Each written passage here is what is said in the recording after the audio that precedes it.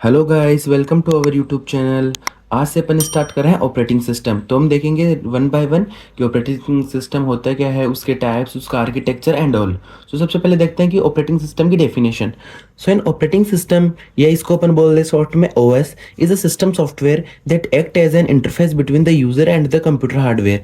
कि ये कोई यूजर है और इसको कंप्यूटर से इंटरेक्ट करना है, तो वो काय के थ्रू करेगा? वो एक सॉफ्टवेयर होता है ऑपरेटिंग सिस्टम, उसके थ्रू करेगा कि यूजर की कोई भी क्वेरी वो ऑपरेटिंग सिस्टम जिनके पास जाएगी, वो उसको फेच करके जो हार्डवेयर के पास जाएगी और हार्डवेयर वापस यूजर को आउटपुट प्रोवाइड करवाएगा। तो वो होता है एक operating system. Means it act as an interface between the user and a computer hardware. So it manage the hardware resources like CPU, memory, input output devices and provide services to run the application programs. तो ये हो गया operating system होता क्या है। So operating system equals to resource manager plus user interface plus program executor. अब अपन देखते हैं नेक्स्ट टॉपिक, वो है types of an operating system. So we have many types of operating system. So first one is batch operating system. कौन सा है? Batch operating system. So the batch operating system will work to submit similar kind of jobs together. Batch operating system में क्या होता है कि similar kind of job है ना, वो एक साथ अपन परफॉर्म करवा सकते हैं। So in this operating system user do not interact directly with computers. Batch operating system में यूजर डायरेक्टली इंटरेक्ट नहीं करता कंप्यूटर से। कैसे होता है? अब एग्जाम्पल के थ्रू आपको समझ में आएगा। जैसे एग्जाम्पल हो गया इसका ओल्ड मेन फ्रेम सिस्टम। इसमें क्या होता है वर्किंग देखते हैं कि jobs are collected and grouped into batches. कि वी हैव डिफरेंट यूजर्स और डिफरेंट यूजर अपना अलग अलग जॉब्स होती है जो उनको परफॉर्म करवानी है। And OS loads one batch into a memory.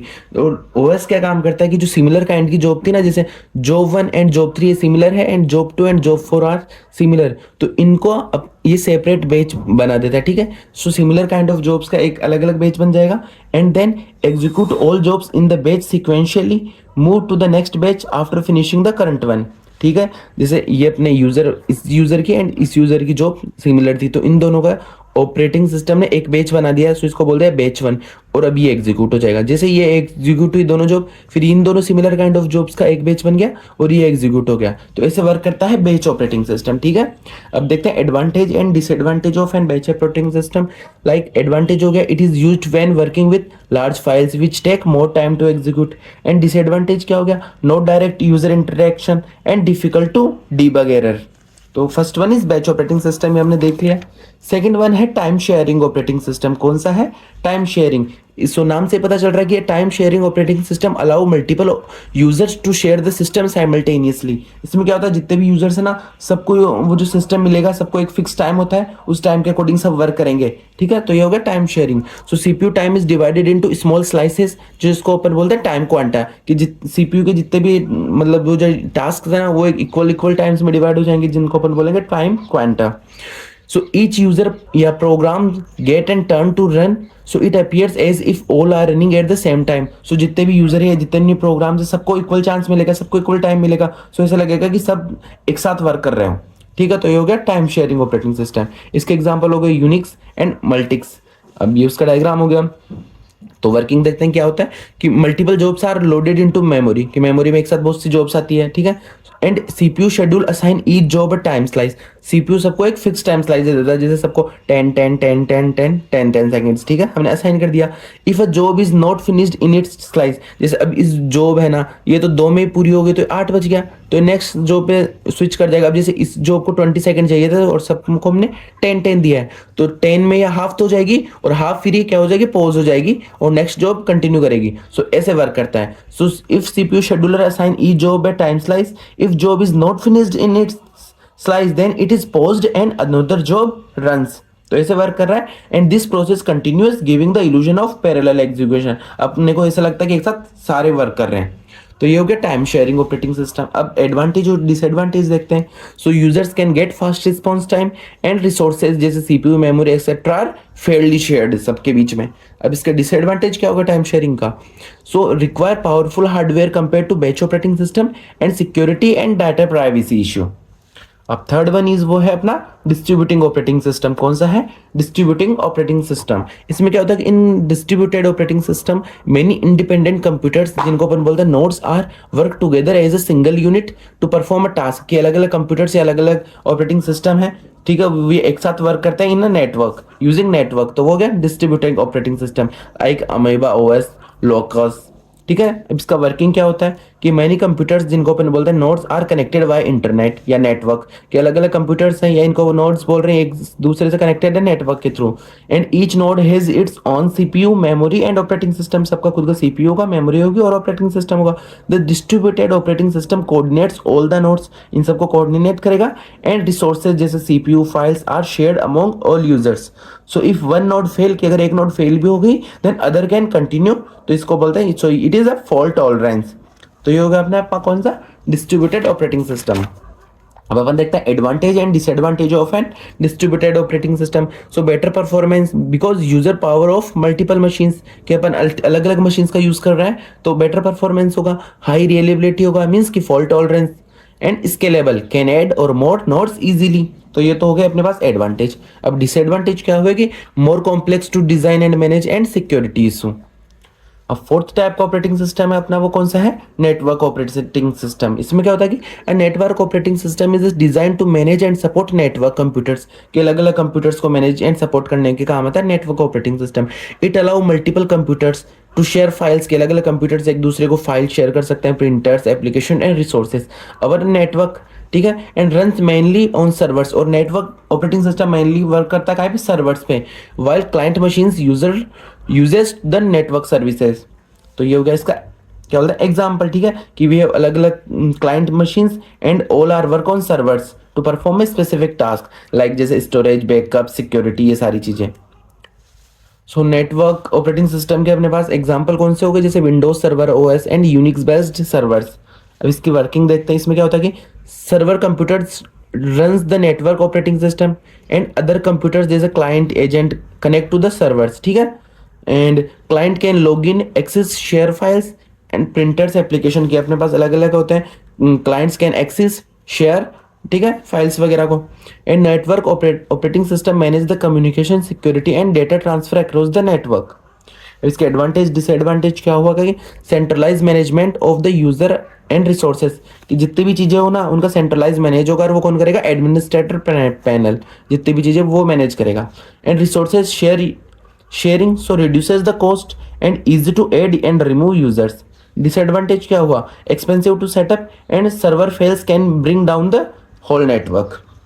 अगर सर्वर ही फेल हो गया तो पूरा नेटवर्क स्लो डाउन हो जाएगा, तो ये होगा इसका डिसएडवांटेज। अब फिफ्थ टाइप का ऑपरेटिंग सिस्टम वो अपना रियल टाइम ऑपरेटिंग सिस्टम। सो नाम से पता चल रहा है कि रियल टाइम पे वर्क कर रहा है। So real time operating system respond to the inputs और इवेंट्स इमीडिएटली, कि कोई भी इनपुट होगा, कोई इवेंट्स होंगे, उनको इमीडिएटली रिप्लाई करेगा, इमीडिएटली, ठीक है, रिस्पॉन्स करेगा, तो होगा real time operating system. It is design for system where timely execution is critical, like even a small delay can cause system failure. अगर कोई स्मॉल भी डिले हो गया तो वो भी सिस्टम फेलियर कर सकता है, तो उन जगह यूज होता है रियल टाइम। जैसे टाइप्स होते हैं अपने पास, रियल टाइम अपने पास दो टाइप का होता है, एक तो होता है hard real time operating system, एक soft real time operating system. Hard में क्या होता है कि डेडलाइंस आर स्ट्रिक्ट, जैसे एग्जांपल हो गया missing deadlines can cause system failure, कि अगर डेडलाइन मिस हो गई तो सिस्टम फेल हो सकता है। जैसे एग्जांपल हो गया aeroplane control system, medical devices, ठीक है, तो ये हो गया examples of hard real time operating system. अब soft real time operating system क्या होता है, deadlines are important but occasionally delays are acceptable, like जैसे मल्टीमीडिया सिस्टम्स, ऑनलाइन ट्रांजेक्शंस की डेडलाइन तो वैसे जरूरी तो है बट थोड़ा बहुत डिले चलेगा, तो वो हो गया soft real time operating system. अब इसके एडवांटेज डिसएडवांटेज क्या हो गया कि प्रिडिक्टेबल या फास्ट रिस्पॉन्स टाइम होता है and high reliability for critical applications, ठीक। डिसएडवांटेज क्या होगा इसके, expensive to design and maintain and require powerful hardware for strict timing. अब सिक्स्थ ऑपरेटिंग सिस्टम हो गया, वो हो गया अपने पास मल्टी प्रोग्रामिंग ऑपरेटिंग सिस्टम। इसमें क्या होता है कि अपन एक साथ बहुत सारे प्रोग्राम्स रन करवा सकते हैं। So multi programming operating system allow multiple programs to reside to memory at the same time and the CPU execute them one by one, ठीक है, कि एक साथ बहुत सारे प्रोग्राम सीपीयू के अंदर होंगे और सीपीयू वन बाय वन सबको एग्जीक्यूट करेगा। और when the program is waiting for input output, कि जब एक प्रोग्राम कंप्लीट तो हो गया बट इनपुट आउटपुट का वेट कर रहा है, the CPU switch to the another program. So इसकी वजह से क्या होगा, this keep the CPU busy all the time, कि सीपीयू कभी भी फ्री नहीं रहेगा। तो ये हो गया मल्टी प्रोग्रामिंग ऑपरेटिंग सिस्टम।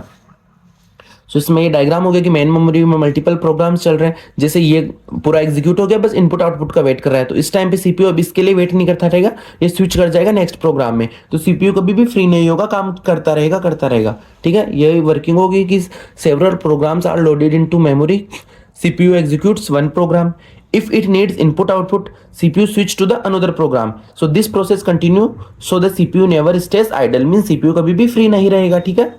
इसका एग्जांपल होगा Unix, OS 360 and Windows. And advantage, ये तो इसका एग्जांपल हो गए, सॉरी। एंड एडवांटेज डिसएडवांटेज क्या होगा कि maximize the CPU usage, reduces the waiting time for users. Disadvantage क्या हुआ, need large memory to hold, and multiple programs को होल्ड करने के लिए लार्ज मेमोरी की नीड होगी, एंड कॉम्प्लेक्स OS डिजाइन। और लास्ट अपना ऑपरेटिंग सिस्टम हो गया, वो हो गया पैरेलल ऑपरेटिंग सिस्टम। कौन सा पैरेलल ऑपरेटिंग सिस्टम, इसमें क्या होता है, parallel operating system is a design to run on parallel computers where multiple processors work together to solve a problem simultaneously. कि अपने पास एक टास्क है, उसको हमने अलग अलग पार्ट्स में डिवाइड कर दिया और अलग अलग प्रोसेसर्स को दे दिया, वो सब उस टास्क को एक साथ सॉल्व करेंगे और फिर बाद में एक साथ मेमोरी में शेयर कर लेंगे, ठीक है। तो वो हो गया parallel operating system. So the operating system coordinates this processors and manage the parallel execution of task. The goal is to increase the speed and efficiency by dividing the work among processors, ठीक है। जैसे example से समझ, इस diagram से समझ में आ रहा है कि एक प्रोग्राम है, उसको हमने डिवाइड कर दिया कोई बड़े प्रोग्राम से, और सबको अलग अलग ऑपरेटिंग सिस्टम में अलग अलग प्रोसेसर्स को दे दिया, बाद में सब एक मेमोरी में आएंगे और वो टास्क अपना एग्जीक्यूट हो जाएगा, तो वो गया पैरेलल, ठीक है। सो इसके एग्जाम्पल हो गए माइक्रोसॉफ्ट विंडोज, ठीक है, यूनिक्स विथ पैरेलल एक्सटेंशंस। इसकी वर्किंग क्या होती है, a program is divided into smaller tasks. These tasks are distributed across multiple processors and processors execute tasks at the same time, कि एक साथ वो सबको execute करेगा। And last the OS manage the communication and synchronization between the processors. Last में क्या करता है, OS इन सब के बीच में communication and synchronization, ताकि एक दूसरे को अफेक्ट ना करे और अच्छे से ये मतलब ये इसका टास्क हो गया, ये इसका लास्ट में इन सबको मिला के जो अपना आउटपुट है वो अपने को मिल जाएगा, ठीक है। अब इसके एडवांटेज डिसएडवांटेज क्या है कि faster execution of programs, efficient use of resources, और डिसएडवांटेज क्या हो गए, complex OS design and expensive hardware required. तो इसी के साथ अपना operating system and types of operating system यही कंप्लीट होता है। अगर आपको ये टॉपिक या किसी भी टॉपिक पे कोई डाउट हो तो आप कमेंट करके पूछ सकते हो। Thank you.